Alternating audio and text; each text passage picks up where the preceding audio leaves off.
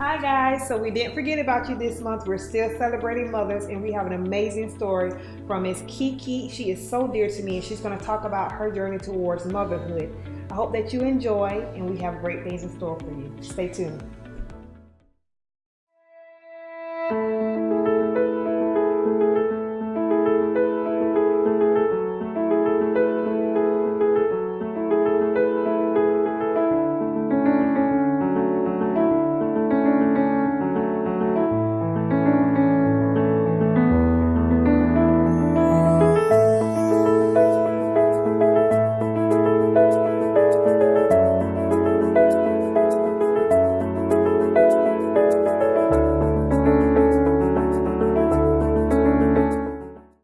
Hi, my name is Kiera Scott. Most of y'all know me as Keke. I'm 31 years old.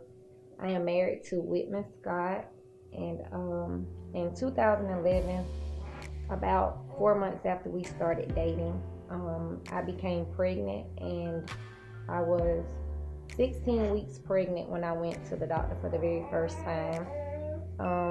Shortly after, maybe 2 weeks later, I had a miscarriage and didn't try to get pregnant again for a while. I didn't have any reason to have miscarried that I was told. So fast forward, we became engaged in September of 2014 and we got married in September of 2016. We were trying to have a child and became unsuccessful for a while. In 2015, I became pregnant again, and I miscarried at 7 weeks, I believe, from that pregnancy. So during our marriage, I got tired of trying to conceive a baby and carry it. I didn't have problems conceiving, the problem was carrying the child. So I started looking to getting treatment for infertility, and I was diagnosed to a doctor. They didn't give me an exact reason, but they told me not to try to get pregnant until they could figure out the condition that was going on. They had wanted to start me on medication to help get pregnant. Right before they started me on the medication, they advised me from lab work not to get pregnant because I had a high level in my blood. So I was seeing a fertility doctor, and about 8 months after that, I was feeling sick. I have thyroid disease as well as a vitamin deficiency. I thought that I was feeling sick, but I just thought that it was symptoms and signs from my thyroid, which makes me unable to eat at times. I become weak and sick. So this happened maybe in October of 2017. So shortly after that, December 2017, my husband advised me to take a pregnancy test, and I was kind of emotional knowing that I couldn't get pregnant or keep a baby, so I didn't want to take the test. So I did, and I found out that I was pregnant. So I kept it a secret, knowing that I probably wasn't going to be able to carry the baby long. I went to treatment and doctor's appointments. Soon as I found out, Dr. Hiller called me into his office, I think the next day that I found out I was pregnant, and he immediately started me on heparin injections, which they thought would help, considering that they said my blood was clotting too much in previous pregnancies, and blood or nutrients weren't getting to the baby through the placenta. So I became taking, I think, 3 different types of medicine. I was on baby aspirin every day. I was on folic acid every day, and I took heparin injections twice a day in my stomach to help keep my blood from clotting so much, because that's why I was miscarrying. My blood was clotting too much and unable to reach the baby and supply the baby with its needs. So February 2018 is when I made the big announcement that I was expecting my first child. I was 16 weeks then. when I made the announcement. But during the whole time being pregnant, I used to cry. I was emotional. I was sad because I didn't want to get excited knowing the past 2 pregnancies, it ended up in a miscarriage. So I kept it a secret up until February when I felt like I was at the safe mark.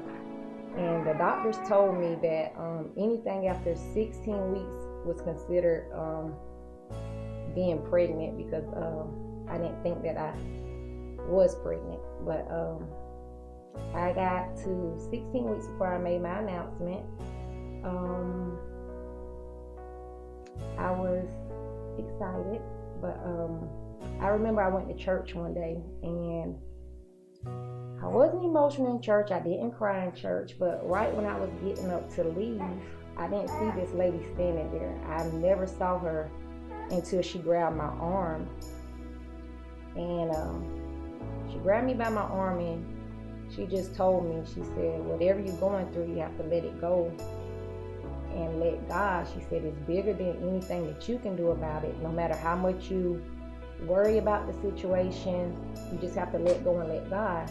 And she hugged me, and I cried because I have no idea who the lady was, and didn't tell anybody anything I was going through. But that day, I started praying more and more, just praying to God that my baby would make it, that I would finally have a baby. Every day my faith got stronger in God, but I also, in the back of my mind, I had like this 10% chance of just worrying and not wanting to get too excited because I didn't want to lose my baby. But every week that went by, it became easier and easier. I still prayed every night and day, just praying, God, please let me have a healthy baby. God, please let me have this baby. Please let my baby be alive and healthy. During my doctor visits, I was told that because of my blood condition, that it's a chance that I can bleed to death giving birth, or I can go into cardiac arrest. So again, I began to worry and cry and pray. And my husband used to tell me, stop crying, everything will be okay. I felt like everything was going to be okay, but I just still worried a lot. At times, I wouldn't feel my baby move, and my doctor knew all that I had been going through. They let me come in anytime I wanted to, just to get an ultrasound done. So I go in on days that wasn't even my appointment, and just wanting to hear my baby heartbeat to make sure she was okay. But after the doctor said that it was a chance that I can go into cardiac arrest giving birth, I just stopped worrying, because I knew that God brought me this far and let me get pregnant with her, that he wouldn't take her away from me. So I was nervous, but every day I just prayed and prayed and prayed. And this is Kobe, y'all.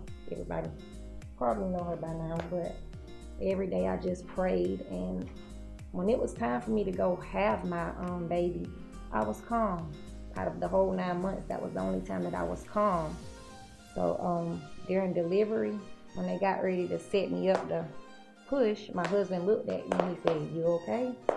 I guess I wasn't freaking out like he thought I would, but I just prayed and I wasn't nervous. I had asked God to deliver me from everything. So she came out perfect. No problems. Nothing was wrong. I didn't have any complications during my delivery.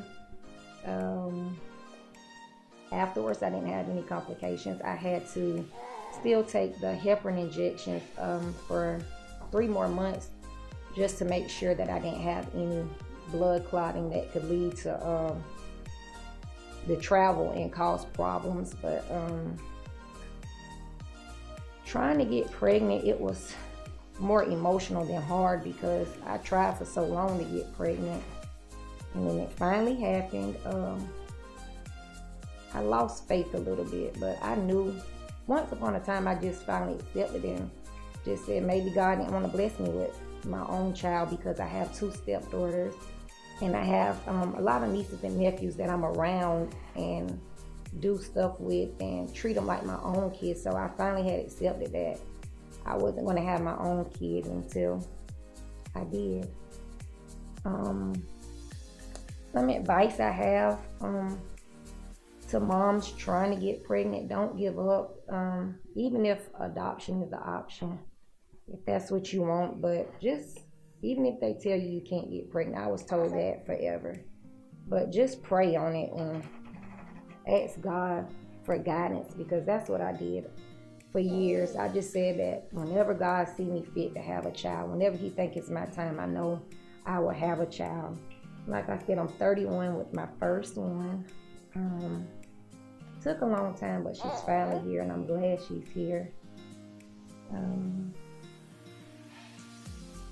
think that's all the advice I can give you. Just have faith, keep faith, and never stop giving up. That's my story. Thank y'all. I hope we didn't get me cooking on camera.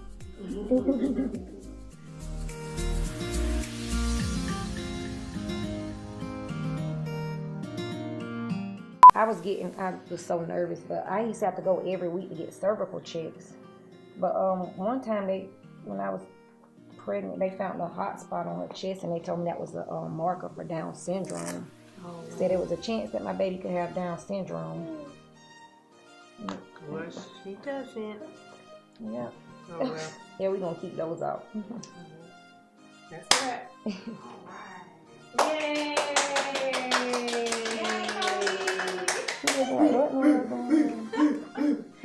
Why she keep staring at me like, baby starts staring at me? She's been staring at me though. Hey! Aww. She a happy baby, y'all. She's spoiled, but she's really a happy baby. Oh, good. You want to say bye-bye? You want to say bye-bye? No. Say bye-bye. Say bye-bye. You say bye-bye? You not going to tell me bye-bye? Yeah.